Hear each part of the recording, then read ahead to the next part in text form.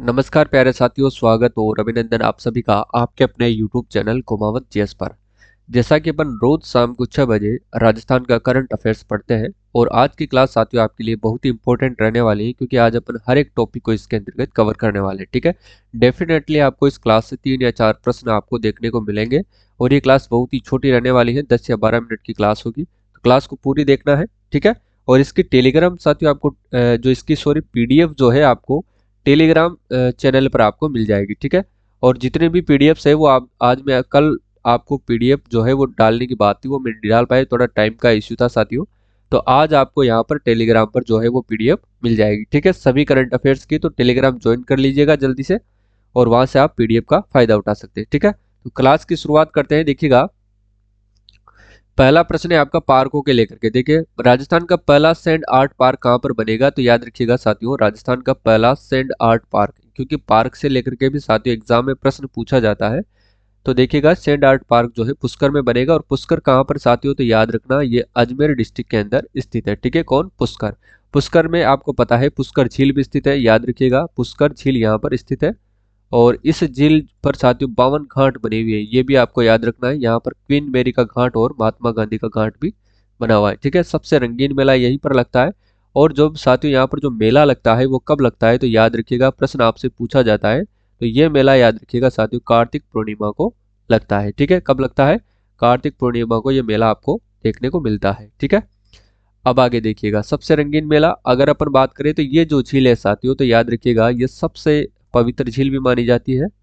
सबसे पवित्र झील अगर आपसे पूछे तो याद रखना इसी को कहते हैं। और सबसे प्रदूषित झील भी साथियों यही मानी जाती है। ठीक है, सबसे प्रदूषित झील, यह भी आपको याद रखना है और इंपॉर्टेंट फैक्ट आपके यहाँ से बन जाता है। ठीक है, तो याद रखिएगा। अब देखिए, अगले की बात करते हैं अपन। देश का सबसे बड़ा अत्याधुनिक पंचकर्म केंद्र बनेगा। सबसे बड़ा अत्याधुनिक पंचकर्म कहाँ पर बनेगा साथियों? तो ये जोधपुर डिस्ट्रिक्ट के अंतर्गत बनेगा। ठीक है, जोधपुर की अगर अपन बात करें तो याद रखिएगा यहाँ पर राजीव गांधी डिजिटल फिनटेक जो है यूनिवर्सिटी बनेगी साथियों। फिनटेक यूनिवर्सिटी की अगर अपन बात करें तो ये कहाँ पर बनेगी?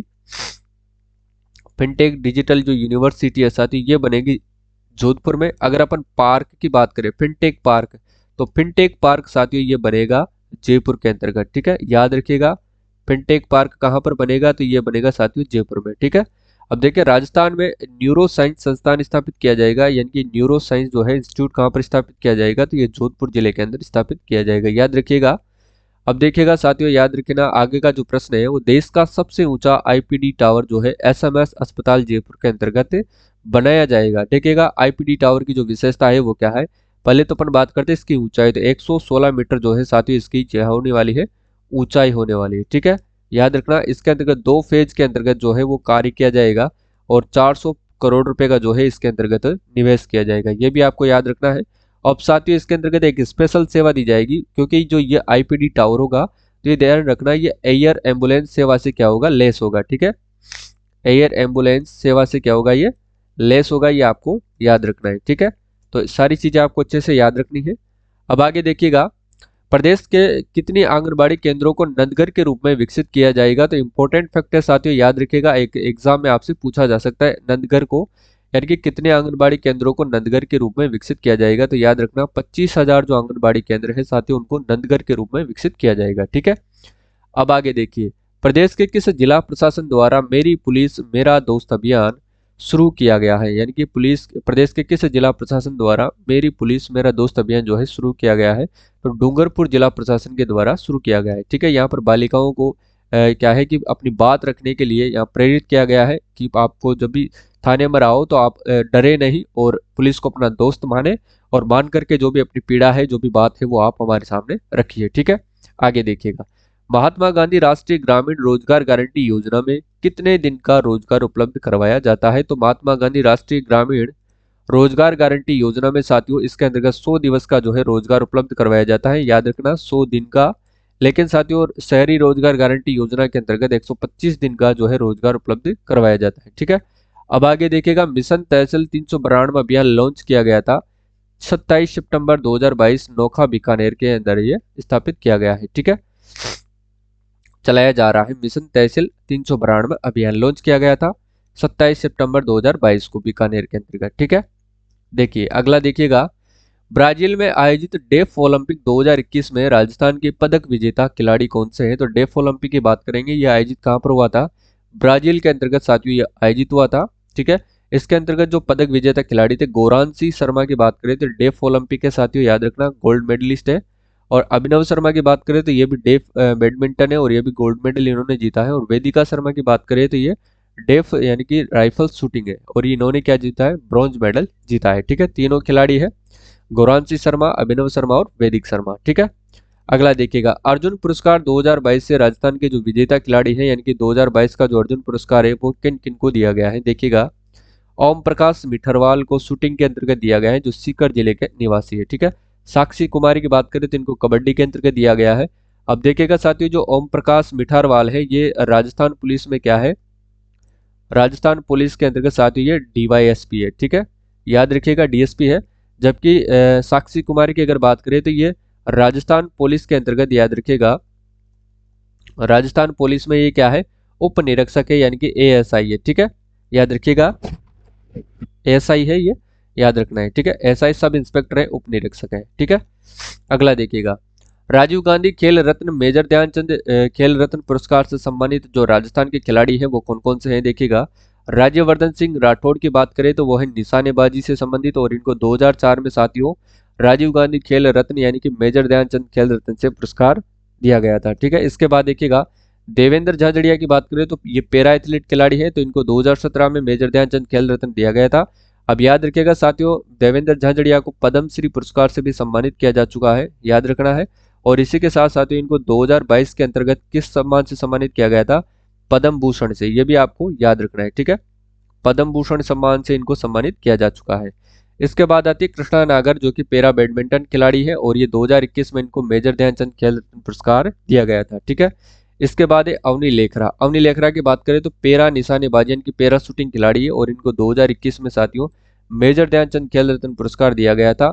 और इसी के साथ बात करें तो देखिएगा इनको पद्मश्री पुरस्कार से भी सम्मानित किया जा चुका है। ठीक है, किस पुरस्कार से? पद्मश्री पुरस्कार से। ठीक है, इसके बाद देखिए राजस्थान सरकार द्वारा मुख्यमंत्री कृषक साथी योजना की शुरुआत की गई थी तो ये 24 फरवरी 2021 को की गई थी। कब की गई थी? याद रखिएगा 24 फरवरी 2021 को जो है इनकी शुरुआत की गई थी, याद रखिएगा मित्रों, इंपॉर्टेंट है आपके सामने। अगला देखिएगा प्रदेश में संचालित राजस्थान महिला निधि योजना कब लॉन्च की गई थी? यानी कि प्रदेश में संचालित महिला निधि योजना जो है 26 अगस्त 2022 को लॉन्च की गई थी। साथियों याद रखिएगा उड़ान योजना की अगर अपन बात करें तो इसकी शुरुआत की गई थी 19 दिसंबर 2021 को, यानी कि उड़ान योजना की शुरुआत की गई थी 19 दिसंबर 2021 को। और इसके तहत साथियों महिलाओं और बालिकाओं को जो है निःशुल्क सैनिटरी नैपकिन दिया जाता है। ठीक है, अगला देखिएगा इंदिरा गांधी शहरी क्रेडिट कार्ड योजना की शुरुआत की गई थी 6 अगस्त 2021 और इसके अंतर्गत याद रखना साथियों ब्याज मुक्त जो है वो ऋण उपलब्ध करवाया जाता है। और ब्याज मुक्त ऋण की बात करें तो साथियों कितना? 50,000 रुपए का जो है ब्याज मुक्त ऋण उपलब्ध करवाया जाता है। ठीक है, अगला देखिएगा राजस्थान की पहली जल विद्युत परियोजना की स्थापना की जा रही है। राजस्थान की पहली जल विद्युत परियोजना की जो स्थापना है साथी कहाँ पर की जा रही है? तो शाहबाद बारा के अंतर्गत की जा रही है। कहाँ पर? शाहबाद बारा में। ठीक है, अगला देखिएगा पुस्तकों से रिलेटेड इसमें अपन चर्चा करेंगे। देखिए कुओ पुस्तक जो है किसके द्वारा लिखी गई है? तो कुओ पुस्तक की बात करें तो डॉक्टर मीनाक्षी बोराना के द्वारा लिखी गई है। ठीक है, संघर्ष से शिकार जो है ये जनार्दन सिंह गहलोत के द्वारा लिखी गई है। और उमादे पुस्तक की बात करें तो साथियों डॉक्टर फतेह सिंह बाटी के द्वारा लिखी गई है। ठीक है, संस्कृति सनातन डीट है तो ये बवर सिंह सामोर की है। और संविधान संस्कृति और राष्ट्र पुस्तक किसके द्वारा लिखी गई है? तो याद रखना ये राज्यपाल कलराज मिश्र के द्वारा लिखी गई है। ठीक है, राज्यपाल की बात करें तो साथियों इन्होंने जावेद अख्तर की पुस्तक थी जादूनामा, इसका इन्होंने क्या किया था? लोकार्पण किया था। ठीक है, और पीएम नरेंद्र मोदी की पुस्तक है उसका नाम है एग्जाम वॉरियर्स। ठीक है, इसका भी इन्होंने क्या किया था? लोकार्पण किया था। ठीक है, ये दोनों पुस्तकें आपको अच्छे से याद रखना है।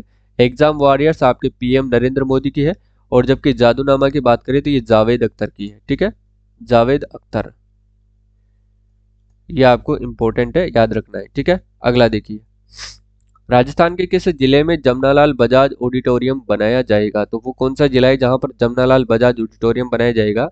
तो याद रखना मित्रों वो जिला है आपके सीकर जिला, जहां पर जमनालाल बजाज ऑडिटोरियम बनाया जाएगा। प्रदेश के किस जिले में दूसरी लेपर्ड सफारी शुरू होने जा रही है? तो याद रखना Amagarh leopard Amagarh leopard safari Jaipur. ठीक है, अगला है प्रदेश में संचालित मुख्यमंत्री चिरंजीवी योजना के तहत 100% पंजीकृत होने वाली पहली पंचायत कौन सी है? तो वो है नरसाना जालोर। अब एक चीज याद रखना साथियों, जो चिरंजीवी बीमा योजना, मुख्यमंत्री चिरंजीवी योजना है, इसमें जो बीमा कवर किया जाता था स्वास्थ्य, वो पहले 10 लाख किया जाता था। ठीक है, लेकिन बजट 2023-24 के अंतर्गत इसको बढ़ा करके साथियों मुख्यमंत्री जी ने 25 लाख रुपए कर दिया गया है। और वहीं दुर्घटना बीमा में साथियों 5 लाख से बढ़ा करके कितना कर दिया गया है? 10 लाख कर दिया गया है। ठीक है, तो ये चीजें आपको याद रखनी है। अब देखिए, देश में पहली बार अमेरिकी तकनीकी पर आधारित आधुनिक जल शोधन इकाई प्रदेश के किस जिले में स्थापित की जा रही है? तो ये बीकानेर डिस्ट्रिक्ट के अंतर्गत स्थापित की जा रही है। ये भी इंपॉर्टेंट है, याद रखिएगा।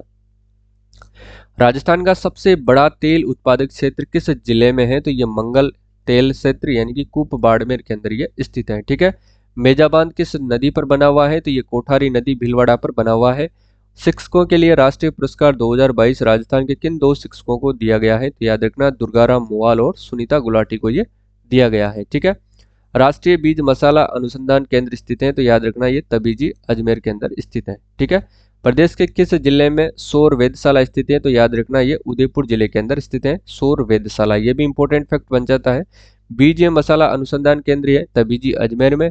अगर एक बात करें सरसों अनुसंधान केंद्र कहाँ पर है? तो याद रखना, ये सेवर भरतपुर के अंदर स्थित है। ठीक है, चलिए अगला देखिएगा, प्रदेश के किस जिले में राष्ट्रीय फोरेंसिक विज्ञान संस्थान जो है स्थापित किया जाएगा? तो प्रदेश का वो कौन सा जिला है जहां पर राष्ट्रीय फोरेंसिक विज्ञान संस्थान स्थापित किया जाएगा? तो याद रखना मित्रों, सरदार पटेल पुलिस विश्वविद्यालय जोधपुर के अंतर्गत ये संस्थान स्थापित किया जाएगा। अगला है, देश के किस जिले में राज्य का पहला door to door LPG pipeline connection प्रदान किया गया है? तो पहला door to door LPG pipeline दिया गया है, ये कोटा जिले को दिया गया है। ठीक है, इसके बाद अगर अपन बात करें तो चौथे खेलो इंडिया यूथ गेम्स की बात करें तो राजस्थान में कुल कितने पदक जीते हैं? तो 32 पदक इन्होंने जीते हैं, जिसमें से 8 इन्होंने गोल्ड जीते हैं, 9 रजत और 15 कांस्य पदक इन्होंने जीते हैं। याद रखिएगा, इंपॉर्टेंट है। राजस्थान सरकार ने महाराणा प्रताप पुरस्कार और गुरु वशिष्ठ पुरस्कार के राशि को 1 लाख से बढ़ाकर कितनी कर दी है? तो याद रखना मित्रों, इन्होंने कर दी है 5 लाख रुपए। ठीक है, अब 5 लाख रुपए दिए जाएंगे। देखिएगा, सर्किट को लेकर के भी प्रश्न आपको एग्जाम में पूछे जाते हैं। देखिएगा, गोडवाड़ सर्किट जो सर्किट प्रदेश है, ये किन जिलों के अंतर्गत आता है? तो ये सिरोही, पाली और जालोर और बाड़मेर के अंतर्गत आता है। यानी कि गोडवाड़ सर्किट प्रदेश 4 जिलों में आता है, सिरोही, पाली, जालोर और बाड़मेर। डेजर्ट सर्किट प्रदेश की बात करें तो ये किन जिलों के अंतर्गत आता है? ये जैसलमेर, जोधपुर, बीकानेर और बाड़मेर, इन जिलों के अंदर ये आता है। ये भी 4 जिलों में आता है। इसके बाद देखिएगा, प्रदेश के किस जिले में किसानों को जागरूक करने के लिए माटी परियोजना संचालित की जा रही है? यानी कि किसानों को जागरूक करने के लिए कौन सी योजना संचालित की जा रही है? तो याद रखना, माटी परियोजना, और इसकी शुरुआत की गई है बीकानेर जिले से। ठीक है, याद रखिएगा, इंपॉर्टेंट है।